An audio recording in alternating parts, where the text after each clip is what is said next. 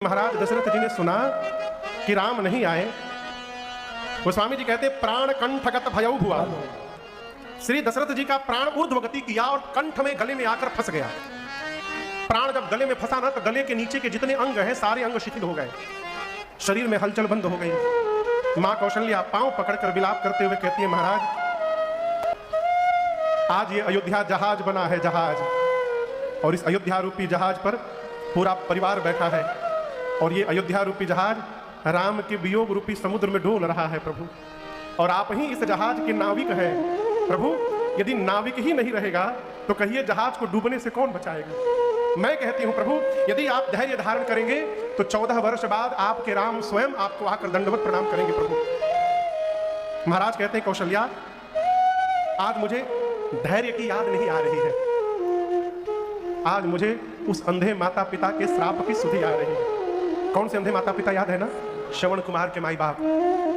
उस अंधे माता पिता ने मुझे श्राप देते हुए कहा था, दशरथ जिस प्रकार पुत्र के वियोग में आज हम मर रहे हैं इसी प्रकार पुत्र के वियोग में दिन तुम भी मरोगे। लेकिन तुम्हारा दुर्भाग्य है, तुम जब मरोगे तो तुम्हारे किसी भी पुत्र में से कोई भी पुत्र तुम्हारी आंखों के सामने नहीं रहेगा।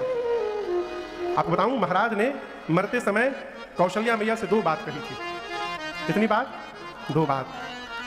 महाराज कहते थे, कहे मां कौशल्या से, कहे कौशल्या जाने हो सदा भरत कुल दीपा। महाराज कहते हैं कौशल्या प्रकाश के 3 साधन हैं। कितने? सूर्य, मणि और दीपक।